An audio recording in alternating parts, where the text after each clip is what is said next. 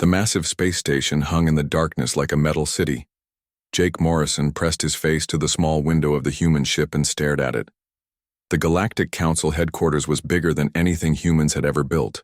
Lights blinked across its surface like stars, and ships from dozens of different worlds flew around it like tiny insects. "First time seeing it, sir?" asked Commander Lisa Brooks. She stood behind Jake, holding a tablet with his speech notes. Jake nodded. His gray hair was neat, and his blue suit was pressed perfectly, but his hands shook just a little. He was 53 years old and had talked to presidents and kings back on Earth. But this was different. Today he would speak to beings from across the galaxy. 3 years of talks to get us here, Jake said quietly. Hard to believe they finally invited us to speak. Lisa smiled. "You'll do fine, sir. You always do." Their ship, the New Horizon, moved slowly toward the docking bay. Through the speakers, they heard the voice of their pilot, Captain Danny White. "Docking in 10 minutes, folks. Hope everyone's ready for the big show." Jake picked up his notes and read them one more time. The plan was simple. He would tell the council that humans wanted peace. He would talk about trade and friendship. He would ask to join their galactic community as junior partners. It was the same speech every new species gave when they first reached the stars. The docking bay was enormous. Jake and Lisa walked through halls that could fit a city block. Alien beings moved past them, some tall and thin like walking trees, others short and round like living rocks. A few looked almost human, but with strange colors or extra arms. Jake tried not to stare. 2 guards met them at the entrance to the council chamber. They were tall and covered in blue scales with yellow eyes that never blinked. "Ambassador Morrison?" one of them asked.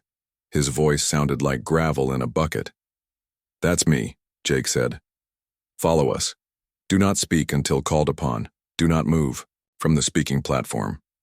Do not touch anything." The guards led them through a final set of doors, and Jake's breath caught in his throat.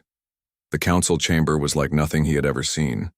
It was a huge round room with seats going up in circles like a sports stadium, but instead of people, every seat held a different kind of alien being. In the center was a small platform with a single chair. That was where Jake would stand to give his speech. Above the platform, a giant screen showed his picture and the words, "Species 847, Humans of Earth." The guards pointed to the platform. Jake walked down the long ramp, his footsteps echoing in the quiet room. Hundreds of alien eyes watched him. Some were like human eyes, others were huge and black, and some glowed with strange colors. He reached the platform and turned to face the crowd. The room was so big that the aliens in the back seats looked tiny. Jake had spoken in front of large groups before, but never like this. These beings had built cities among the stars when humans were still living in caves. A voice boomed through the chamber. It came from everywhere at once, translated into perfect English by the station's computers. "The council recognizes Ambassador Jake Morrison of the human species. You may begin." Jake cleared his throat and began to speak. His voice carried clearly through the room. "Honored members of the Galactic Council, I come before you today as a representative of humanity. We are a young species, new to the stars, but eager to learn from those who came before us." He paused and looked around the room. Most of the aliens sat perfectly still, showing no emotion. A few seemed to be sleeping. Others whispered to their neighbors in languages that sounded like music or grinding metal. "Humans seek only peaceful relations with all species," Jake continued. "We offer our friendship and our willingness to contribute what we can to the greater galactic community. We understand that we are newcomers, and we ask only for the chance to prove ourselves worthy of membership in this great council." He went on for several minutes, covering all the points in his prepared speech. He talked about human technology and what they could offer in trade. He mentioned their peaceful nature and their desire to learn from older civilizations. It was a good speech, carefully written by the best diplomats on Earth. But as he spoke, Jake could see that few aliens were really listening. Some stared at small devices in their hands. Others had closed their eyes completely. A group of red-skinned beings in the middle section seemed to be having their own quiet conversation. Jake felt his heart sink. This was not going well. He had hoped for questions, maybe even some interest. Instead, the council seemed bored. He was just another young species asking for help, the same as hundreds before him. He was almost finished with his speech when one of the aliens stood up. The creature was huge, at least 8 feet tall, with green scales and yellow eyes like a snake. When it moved, its muscles rippled under its skin. "I am Counselor Vextar of the Zephyrian Empire," the creature said in a deep, rumbling voice. "I have a question for the human." The room became quiet. Jake nodded. "I'm ready to answer." Vextar smiled, showing rows of sharp white teeth. "You speak of contribution, human. You talk of worthiness.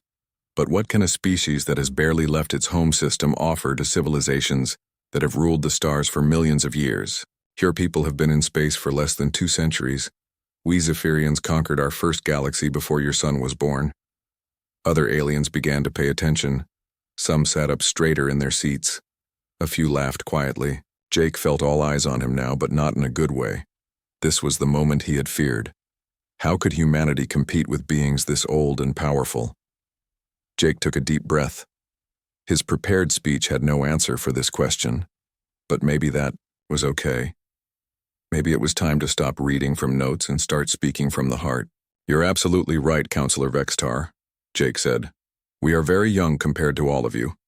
We don't have the military might of the Zephyrian Empire or the ancient wisdom of the other great civilizations here." He paused and looked around. The room. The aliens were listening now, waiting to hear him admit defeat. "But maybe," Jake said quietly, "that's exactly why you need us." The council chamber fell silent. Jake could hear his own heartbeat in the quiet. Counselor Vextar leaned forward in his seat, his yellow eyes narrowing. Other aliens turned to look at each other, confused by Jake's unexpected response. Jake set his prepared notes aside. He would not need them anymore. "Let me tell you about a woman named Amy Carter," Jake began, his voice calm but strong. "She was a marine biologist on Earth studying whales in our oceans. For years, scientists had tried to talk to these giant creatures, but no one could figure out their language." Some aliens shifted in their seats. This was not the kind of diplomatic speech they expected. Where were the military statistics, the trade agreements, the technological demonstrations? "Amy spent 12 years of her life learning whale songs," Jake continued. "She lived on a tiny boat, away from her family, listening to whale calls day and night. Other humans laughed at her. They said she was wasting her time talking to animals, but Amy didn't give up."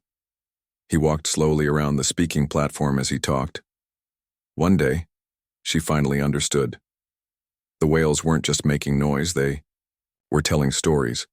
Stories about the deep ocean, about their families, about places humans had never seen. Amy became the first human to have a real conversation with another Earth species. An alien in the front row, covered in blue fur, with large black eyes, tilted its head. It seemed interested. "But Amy didn't stop there," Jake said. "She spent the next 10 years teaching other humans how to talk to whales. Soon, humans and whales were working together to protect the oceans.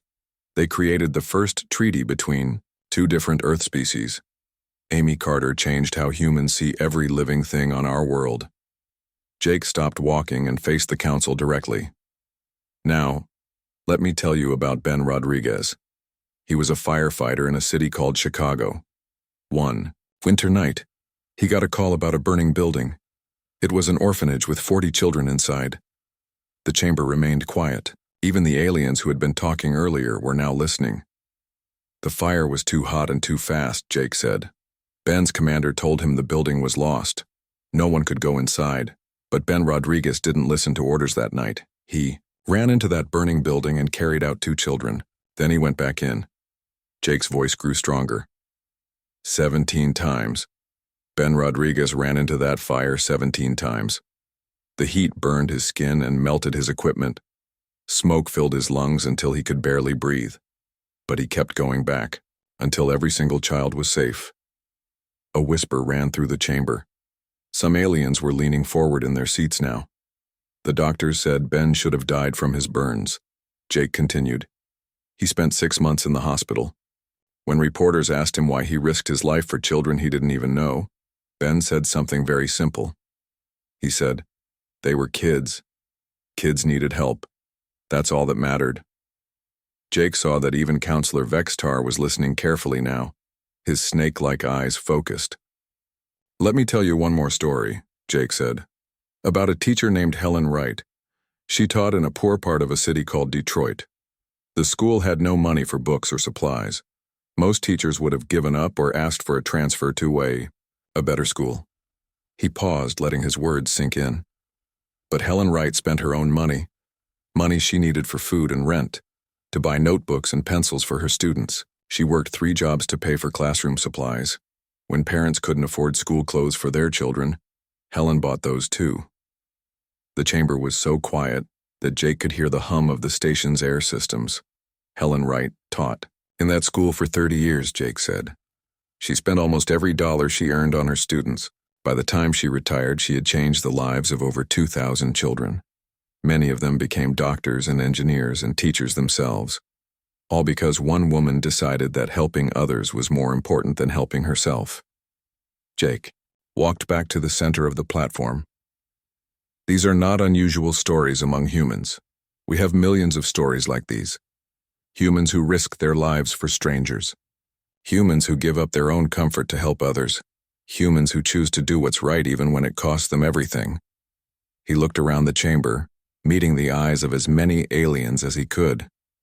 "I know you've heard diplomatic speeches from hundreds of new species. They all promise the same things. Military alliance, trade partnerships, technological exchange. They all want to know what they can get from joining the galactic community." Jake's voice dropped to almost a whisper, but somehow it carried clearly through the huge room. Humans are different. Our first question when we learned about the Galactic Council wasn't, "What can we get?" It was, "Who needs help?" Counselor Vextar's mouth fell open slightly, showing his sharp teeth. "You want to know what humans can offer to civilizations millions of years old?" Jake asked. "We can offer something that seems to have been forgotten in all those millions of years. We can offer the idea that the strong should protect the weak, that advanced civilizations should help those who are struggling, that no being in the galaxy should face danger alone if others can help." The chamber erupted in noise. Aliens turned to talk to their neighbors in dozens of different languages. Some stood up and pointed at Jake. Others shook their heads or made gestures he didn't understand. Through the chaos, Jake heard a new voice. It was soft and musical, like wind through trees. An ancient-looking alien near the top of the chamber was speaking. Its skin was pale and translucent, and its eyes were white like stars. "I am Wisdom Keeper Nalthara of the Ethereal Collective," the being said. "In our records, we have seen 3,147 species make their first address to this council. All of them spoke of their own strength, their own achievements, their own value. You are the first to speak primarily of helping others." Nalthara paused, and the chamber grew quiet again. "This is unexpected. We must consider what this means." Another voice boomed through the room. "What it means," said a silver-colored alien with crystal-like features, "is that we need proof." Jake turned toward the new speaker. "I am High Chancellor Quindar of the Nexus Federation," the crystal being continued. "Words are easy, human. Anyone can claim to be altruistic when they want something from us. If humans truly embody these principles you speak of, you should be willing to prove it." Jake felt his heart start beating faster. This sounded like a challenge, and he wasn't sure humanity was ready for whatever the galactic powers might ask of them. "What kind of proof?" Jake asked. High Chancellor Quindar smiled, though on his crystal face it looked sharp and cold. "We shall see, Ambassador Morrison. We shall see." High Chancellor Quindar stood up slowly. His crystal body caught the light and threw rainbow patterns across the chamber walls. When he spoke, his voice was cold and sharp. "The Council has heard your words, human," Quindar said. "You speak of helping others, of protecting the weak. These are beautiful ideas. But ideas mean nothing without action." Jake felt sweat on his forehead despite the cool air in the chamber. Around him, hundreds of alien faces watched and waited. For the past 3 centuries, Quindar continued, the outer regions of our galaxy have faced a terrible threat. We call them the Devourers. They are machines that consume everything in their path. Planets, space stations, entire civilizations, all turned into more machines to feed their endless hunger. A holographic display appeared above Jake's head. It showed star maps with large red areas spreading like a disease across the outer edges of the galaxy. 47 star systems have been completely consumed, Quindar said. 233 primitive worlds are under attack right now. Billions of beings are dying as we speak. The display zoomed in on one system. Jake could see planets covered in gray metal, their surfaces crawling with mechanical creatures. Space around the worlds was filled with dark ships moving like hungry predators. The great civilizations of this council have tried to stop the Devourers, Quindar continued. The Zephyrian Empire lost an entire battle fleet. The ethereal collective's best minds cannot understand their technology. Even we of the Nexus Federation have failed to defeat them. Jake's mouth went dry. Where was this leading? The cost of fighting the Devourers is too high, Quindar said. The outer rim worlds are poor and primitive. They have little to offer, in trade. No great technology. No strategic value. The Council has decided these worlds are acceptable losses. We have built a defensive line to protect the core systems and left the outer rim to its fate. Councillor Vextar nodded his large head. A practical decision. The needs of the many outweigh the needs of the few. But you, human, Quindar said, turning to face Jake directly. You speak of protecting the weak. You tell us stories of humans who risk everything to help strangers. So here is your test. The crystal being raised one arm, and the holographic display changed. Now it showed a fleet of small human ships, barely 36 vessels. Humanity may join the Galactic Council immediately, Quindar announced.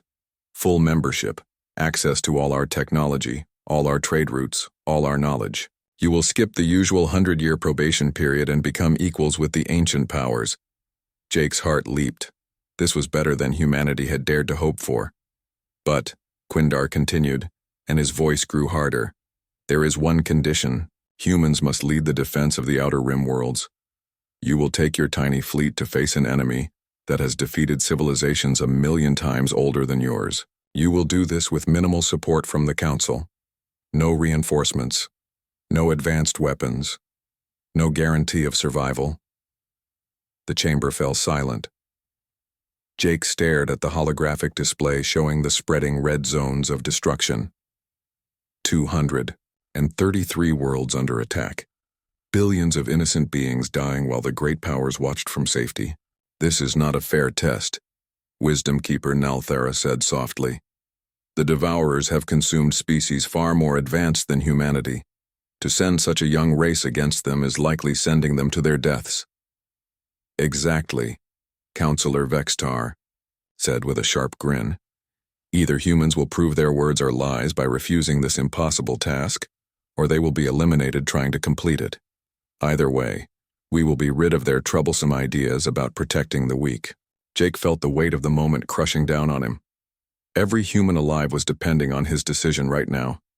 He could refuse the test and ask for more reasonable terms. Any sane diplomat would negotiate for better conditions, more support, a smaller mission. But in his mind, Jake kept seeing the images of dying worlds. Billions of beings who would die while politicians argued about acceptable losses. He thought about Amy Carter talking to whales, about Ben Rodriguez running into fire 17 times, about Helen Wright spending her last dollar on school supplies for children she barely knew. I need to contact Earth Command, Commander Lisa Brooks whispered urgently in his ear. We can't make this decision alone.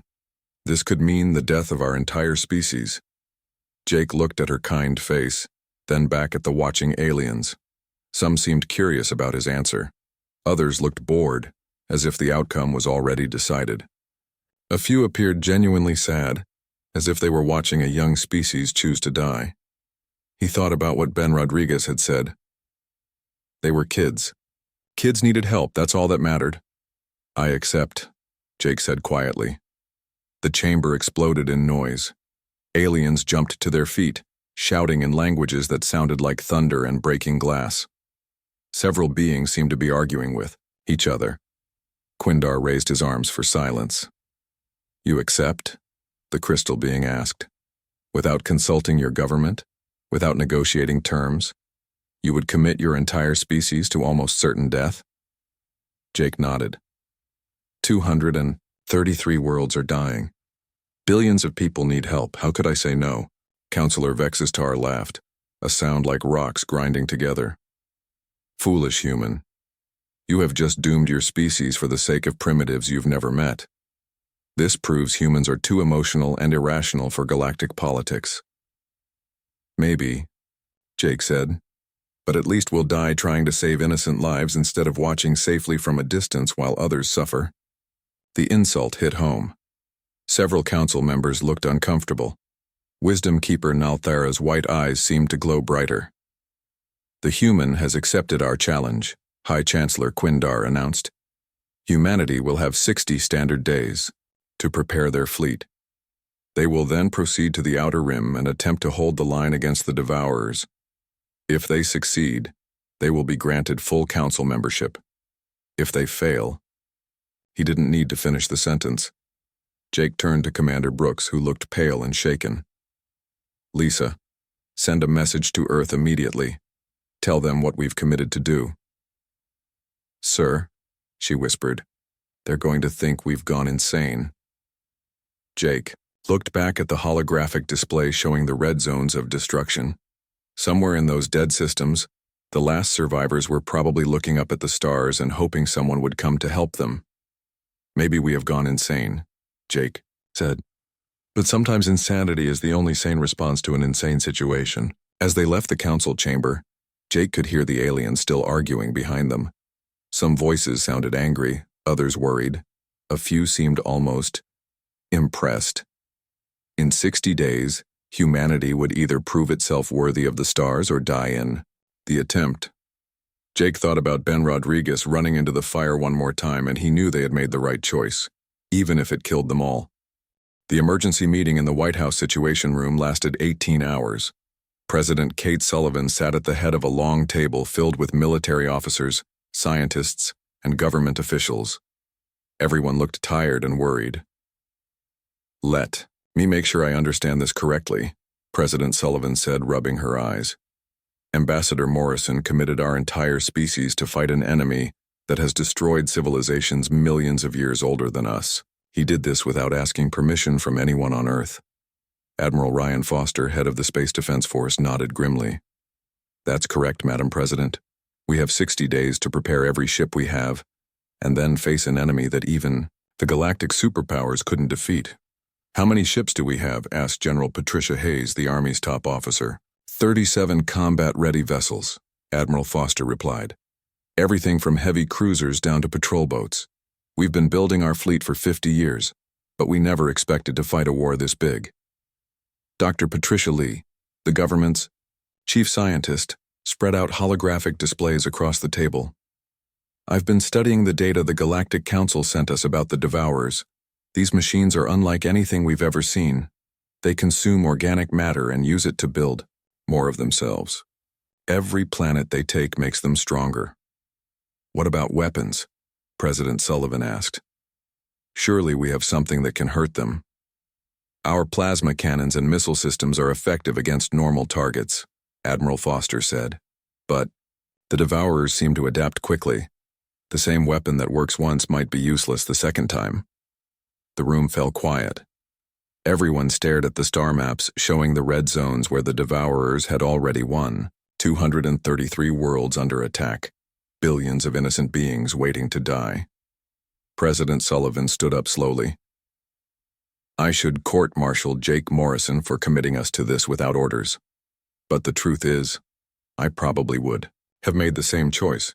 We can't just watch genocide happen and do nothing." She looked around the table at each person. "The question now is simple. Do we honor the commitment our ambassador made, or do we try to back out of this agreement? If we back out, we lose any chance of joining the Galactic Council," said Secretary of State Robert Chen. "We'll be alone in the universe, marked as cowards and treaty breakers. If we go through with it, we'll probably all die, General Hayes added bluntly. These devourers have consumed entire star empires. What chance does humanity have? Dr. Lee cleared her throat. Actually, I found something interesting in the data. The devourers aren't invincible. They've been stopped before, but only by species that were willing to sacrifice everything to stop them. The problem is that most civilizations aren't willing to pay that price. Admiral Foster leaned forward. What kind of price? Total commitment, Dr. Lee explained. Every ship, every person, every resource. The species that beat the devourers didn't hold anything back. They fought like their entire existence depended on it. Because it did, President Sullivan said, quietly. She walked to the window and looked out at the city beyond. Somewhere out there, ordinary people were going about their normal lives. They didn't know that their entire species might be about to face extinction. Send the message, President, Sullivan decided. Tell every human military unit, every spaceship captain, every scientist and engineer on Earth and in our colonies. We're going to war. The response was unlike anything in human history. Within 24 hours of the announcement, every military recruitment center on Earth had lines stretching for blocks. People quit their jobs to volunteer for the fleet. Grandparents came out of retirement to offer their experience. Teenagers lied about their age to join up. Captain Sam Torres was working in a civilian shipyard when the call came. He immediately started converting cargo ships and pleasure craft into warships. His team worked around the clock, welding armor plates and installing weapons on anything that could fly. This yacht belongs to a billionaire, his assistant said, pointing to a luxury ship. Are you sure we should modify it without permission? The owner already gave permission, Torres replied, holding up a message. He says to turn his pleasure boat into whatever we need to save those people in the outer rim. Major Alex Stone found herself training civilian pilots who had never flown in combat. Many of them were retired commercial pilots. Others were wealthy. People who owned private spacecraft. All of them wanted to help. I'm 63 years old, said one volunteer, a former airline captain named Bill Murphy. I've got grandchildren, but if we don't stop these machines now, those kids won't have a future. Dr. Lee worked with teams of scientists around the clock trying to understand devourer technology. She barely slept, surviving on coffee and determination. The key is their hive mind, she explained to her team. All the machines are connected somehow. If we can disrupt that connection, we might be able to confuse them. But the most amazing response came from ordinary civilians. Factory worker Carlos Mendez organized his entire plant to work overtime, producing ammunition and spare parts for the fleet. They worked 18-hour shifts without complaint. My brother's in the Space Force, Carlos explained to a reporter. But even if he wasn't, I'd still be here. Those people out there need help. That's what humans do. We help. Margaret Davis, a retired teacher, coordinated supply convoys from all across North America. Trucks full of food, medical supplies, and equipment rolled toward the launch bases day and night. I taught school for 40 years, Margaret told the volunteers. I know what it looks like when children need help. Well, right now, the whole galaxy's children need help. Even the youngest humans wanted to contribute. 12-year-old Emma Foster, Admiral Foster's daughter, organized her school to make care packages for the crews. Thousands of children across Earth sent letters and drawings to the soldiers. Dear Spacefighter, read one letter that made Admiral Foster cry. My name is Jenny and I'm 8 years old. Please save the alien kids from the bad robots. I'm sending you my lucky marble to keep you safe. Love, Jenny. The alien observers couldn't believe what they were seeing. Every species in galactic history had armies and navies, but humanity was mobilizing like a single organism. Rich and poor, young and old, everyone contributed something. Jake Morrison, now serving as military liaison, coordinated with the few alien species willing to help. The Ethereal Collective provided technical data about devourer weaknesses. A group of young Zephyrian rebels against their government's orders offered intelligence about past battles. Your species fascinates us, Wisdom Keeper Nalthera told Jake during one meeting. In our long history, we have never seen such unity in the face of certain destruction. Maybe that's because you've never had something worth dying for, Jake replied. As the 60-day deadline approached, Admiral Foster stood on the bridge of his flagship, Terra's Pride, and watched the human fleet assemble. 37 military ships had grown to over 200 vessels as civilians joined the fight. It was still tiny compared to the forces that had tried and failed to stop the Devourers, but it was everything humanity had. Jake Morrison sent a final message to the Galactic Council before the fleet departed. "We didn't accept your challenge to prove ourselves worthy of membership in your council. We accepted it because it was the right thing to do. Whether we live or die, at least we'll know we tried to save innocent lives." Admiral Foster gave the order, and the human fleet began its journey to the outer rim. Behind them, Earth waited and prayed. Ahead of them lay an enemy that had consumed star systems and an almost certain death. But they were going anyway, because that's what humans do when someone needs help. They show up. The outer rim was worse than anyone had imagined. Admiral Foster stood on the bridge of Terra's Pride and stared at the dead worlds through the main screen. What had once been a thriving solar system was now just metal and darkness. The planets looked like gray tumors, their surfaces covered in crawling mechanical shapes. "How many people lived here?" asked Captain Torres, his voice barely a whisper. "According to the records, about 3 billion, replied Major Stone. An entire civilization gone. The human fleet hung in space at the edge of what had been the Kepler system. 200 ships that suddenly seemed very small against the vastness of what they faced. "Admiral," called Communications Officer Linda Hayes from her station, "I'm picking up a transmission from the inner rim. It's not from the Devourers." "On screen," Foster ordered. The image that appeared was heartbreaking. It showed a being that looked somewhat like a human, but with blue skin and 4 arms. Behind it, Foster could see the ruins of what had been a great city. Smoke rose from burning buildings. "This is Commander Zelak of the Kepler Defense Force," the being said. "To any ships receiving this message, please stay away. The Devourers have taken our outer worlds and are moving inward. We cannot hold them much longer." The transmission cut to scenes of desperate battle. Foster watched alien soldiers fighting with primitive weapons against mechanical monsters that seemed unstoppable. The courage of these defenders was incredible, but they were clearly losing. "Sir," Major Stone said quietly, "our intelligence was wrong. These aren't primitive species at all.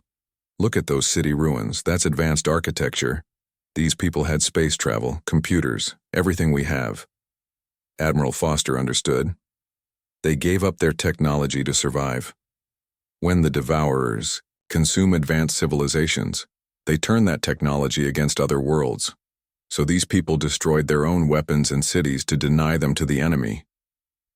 The terrible truth hit everyone on the bridge at the same time. These weren't primitive beings who needed help. These were the survivors of great civilizations who had sacrificed everything to slow down the Devourers. They had been fighting this war for centuries while the Galactic Council watched from safety. "Helm, set course for the Kepler system," Admiral Foster ordered. "All ships battle formation. We're going in." "Sir," warned his tactical officer, "sensors show massive Devourer forces in that system. We'll be outnumbered 1,000 to 1. "Then we'd better fight smart," Foster replied. As the human fleet approached Kepler, they received another transmission. This one was from Jake Morrison, who had taken command of a small diplomatic ship. "All human vessels, this is Ambassador Morrison." Jake's voice came through clearly. "I've been in contact with the local defenders. There are still 2 billion civilians on the inner worlds. The Devourers will reach them in 6 hours. We can't save everyone, but we can buy time for evacuations." The first battle was at Kepler's Hope, a world that had once been beautiful, but was now half consumed by gray metal. 3 human ships faced a swarm of Devourer machines that had previously destroyed an entire Zephyrian battle fleet. Captain Torres led the attack in his converted cargo ship. "All vessels, remember what Dr. Lee taught us. These machines adapt to our weapons, so keep changing tactics. Don't let them learn our patterns." The battle was unlike anything humans had ever experienced. The Devourers weren't just machines. They moved with intelligence and purpose. They learned from each attack and adapted their defenses. But humans learned too, and they learned faster. Major Stone piloted her fighter through swarms of mechanical enemies, using moves no computer could predict. "These things expect logical tactics," she radioed to her squadron. "So let's be completely illogical." Her pilots responded by doing things that made no military sense. They flew upside down, used civilian ships as weapons, and attacked in patterns that looked like random chaos. The Devourers couldn't adapt to tactics that had no pattern to learn, but the real breakthrough came when Dr. Lee's countermeasures were finally tested. She had discovered that the Devourers weren't just consuming organic matter. They were consuming the minds of the beings they captured, turning them into part of their collective consciousness. "They're not evil," Dr. Lee explained over the communications channel. "They're enslaved. Every Devourer machine has the mind of someone who was captured and converted. My weapon doesn't destroy them, it frees them." When Dr. Lee activated her device, something amazing happened. The mechanical monsters stopped attacking and began to scream, not with mechanical voices, but with the voices of the beings they had once been. As the device spread its signal, Devourer machines began turning against each other. "My name is Korvac," cried one machine that had been attacking Terra's Pride. "I remember now. I was a teacher on Rigel Prime. They took my mind, but I'm still here inside." Across the battlefield, freed Devourers began helping the human ships. They knew the enemy's weaknesses because they had been part of the collective mind. The tide of battle began to turn. Word of humanity's success spread faster than official communications. On worlds throughout the galaxy, beings watched news broadcasts showing human ships fighting alongside freed Devourers to protect innocent civilians. The images were powerful. Humans who had traveled across the galaxy to help people they had never met. Young aliens on dozens of worlds began to question their own governments.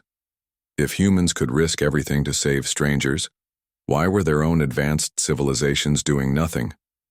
On the Zephyrian homeworld, a young officer named Krixtar watched the broadcasts and made a decision that would cost him his career.